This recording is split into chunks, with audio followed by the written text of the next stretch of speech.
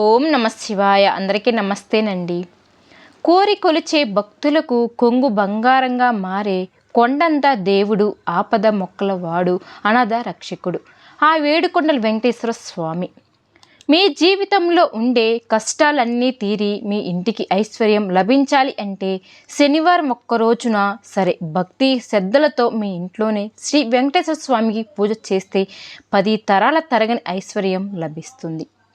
కాబట్టి శనివారం రోజున ఎంతో సులభంగా మీ ఇంట్లోనే శ్రీ వెంకటేశ్వర స్వామికి ఎలా పూజ చేస్తే స్వామివారి అనుగ్రహం లభిస్తుందో ఈ వీడియోలో మనం తెలుసుకుందాం. శనివారం అంటేనే వెంకటేశ్వర స్వామికి గుర్తుకు వస్తాడు. శనివారం రోజున చాలామంది ఇంట్లో పూజ చేస్తారు. అలానే కొంతమంది ఈ రోజున ఉపవాసం కూడా ఉంటారు. అయితే శనివారం పూజ చేసేవాళ్ళు, ఉపవాసం ఉండేవాళ్ళు ఈ వీడియోలో చెప్పే విధంగా ఇంట్లో పూజ చేసి చూడండి. కొద్ది రోజుల్లోనే మీ సమస్యలన్నీ తీరిపోయి ఊహించిన అదృష్టం మీకు వర్ణిస్తుంది. మన హిందూ మతంలో శనివారం చేసే పూజకు చాలా పుణ్య ఫలితం అనేది లభిస్తుంది.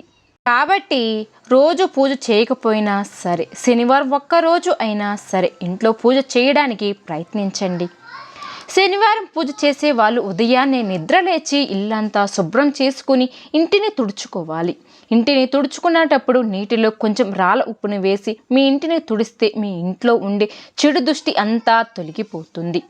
అలాగే ఈ రోజున పూజ చేసేవాళ్ళు ఖచ్చితంగా తలస్నానం చేయాలి. ఈ రోజున స్నానం చేసేటప్పుడు నీటిలో చిటికెడు పసుపుని వేసి స్నానం చేస్తే మీపై ఉన్న దుష్ట దోషాలన్నీ కూడా తొలగిపోతాయి. శనివారం చేసే పూజలు ముఖ్యంగా తులసి దళాలు ఉండాలి. వెంకటేశ్వర స్వామి పూజలో ఆ తులసి ఆకులు లేకపోతే ఆ పూజ అసంపూర్ణమని వేద పండితులు చెప్తున్నారు. కాబట్టి శనివారం పూజ చేసేవారు పూజలో ఖచ్చితంగా తులసి ఆకులను ఉపయోగించాలి. ముఖ్యంగా శనివారం రోజున మాత్రమే దేవుడి పటాలు శుభ్రం చేసుకోవాలని గుర్తుంచుకోండి. దేవుడి పటాలు శుభ్రం చేసి గంధము రాసి కుంకుమ బొట్టు పెట్టుకోవాలి. తర్వాత వెంకటేశ్వర స్వామి పటానికి నిండుగా తులసి మాల వేసి అలంకరించుకోవాలి. సాధారణంగా చాలామంది పూజ చేసేటప్పుడు ఇత్తడి కుందీల్లో దీపారాధన చేస్తూ ఉంటారు. అయితే శనివారం మాత్రం ఇత్తడి కుందీల్లో దీపారాధన చేయకూడదు. ఈ రోజున పూజ చేసేవాళ్ళు బియ్యం పిండితో ప్రతిమను తయారు చేసి దానితో దీపారాధన చెయ్యాలి. ముందుగా కొంచెం బియ్యం పిండిని తీసుకొని అందులో కొంచెం పాలు పోసి ముద్దలా చేసుకొని ఒక చిన్న ప్రతిమలాగా తయారు చేసుకోండి.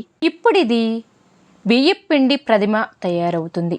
ఈ ప్రతిమకి పసుపు రాసి 3 కుంకుమ బొట్టు పెట్టాలి. ఈ 3 కుంకుమ బొట్లు శ్రీ వెంకటేశ్వర స్వామి నామాలకు చింహంగా తయారు చేసుకొని ఈ బియ్యపిండి ప్రతిమలో నువ్వుల నూనె పోసి 5 ఒత్తులు వేసి దీపం వెలిగించాలి. దీపాన్ని వెలిగించేటప్పుడు నేరుగా అగ్గిపుల్లతో మాత్రం ఎట్టి పరిస్థితుల్లో వెలిగించుకోకూడదు. మన హిందూ ధర్మంలో ఇది చాలా దోషంగా పరిగణించబడుతుంది. శనివారం రోజు పూజ చేసేవాళ్ళు మీ పూజ గదిలో ఖచ్చితంగా రాగి చెంబును పెట్టుకోవాలి.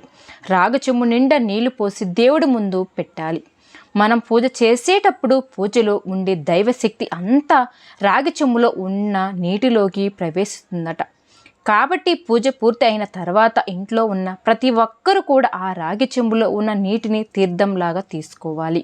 ఈ తీర్థంలోనే భగవంతుడి శక్తి నిక్లిష్టమై మీకు శుభాలను చేకూరుతుంది.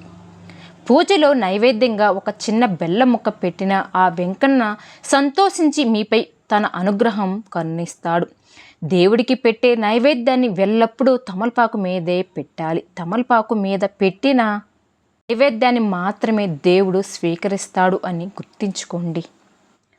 శనివారం పూజ చేసేవాళ్ళు దేవుడికి హారతిని ఇచ్చేటప్పుడు ఖచ్చితంగా ముద్ద కర్పూరాన్ని మాత్రమే ఉపయోగించాలి. ఎందుకంటే వెంకటేశ్వర స్వామికి కర్పూరం అన్న తులసి ఆకులన్నా చాలా ఇష్టం. కాబట్టి శనివారం చేసే పూజలో తులసి ఆకులు లేకపోయినా ముద్ద కర్పూరం లేకపోయినా ఆ పూజకు పుణ్యఫలం అనేది రాదు అని గుర్తుంచుకోండి. ఈ రోజున పూజ చేసే వాళ్ళు పసుపు రంగు వస్త్రాలు ధరించి పూజ చేస్తే చాలా మంచిది. పూజ చేసేటప్పుడు ఓం గోవిందాయ నమః అనే మంత్రాన్ని చదువుతూ పూజ చేయండి. ఎవరైతే ఈ మంత్రం చదువుతూ పూజ చేస్తారో వారికి వెంకటేశ్వర స్వామి అనుగ్రహం తప్పకుండా ఉంటుంది. ఇంట్లో పూజ చేసిన తర్వాత దేవుడి ముందు మీ కోరికను కోరుకుని దేవుడికి నమస్కారం చేస్తే మీరు అనుకున్న కోరిక నేరుగా దేవుడి దగ్గరికి చేకూరుతుంది అని పండితులు చెప్తున్నారు. పూజ పూర్తయిన తర్వాత చివరిగా ఇంట్లో ధూపం వెలిగించాలి.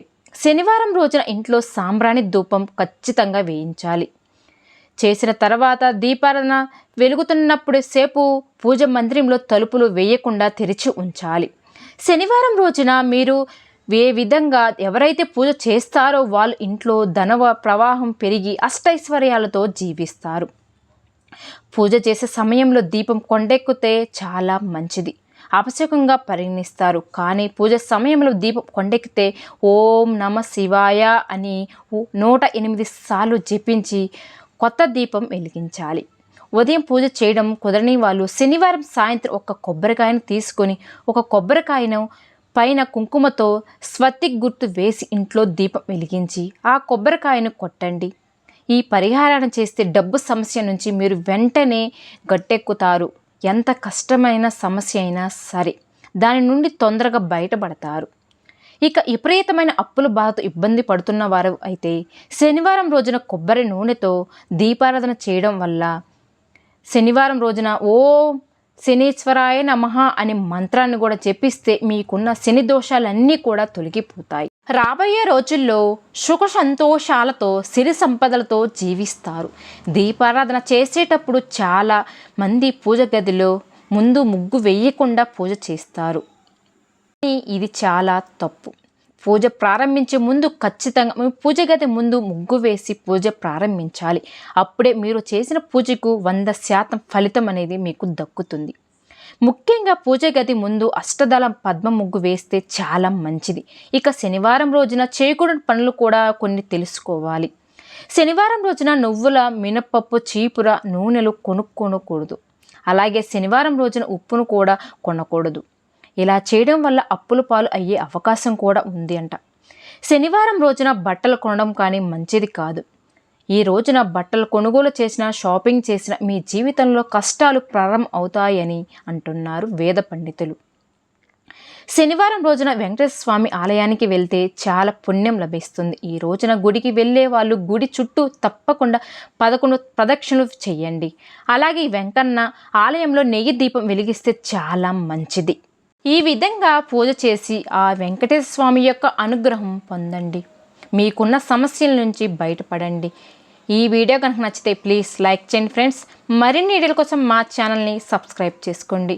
ఓం గోవిందాయ నమః.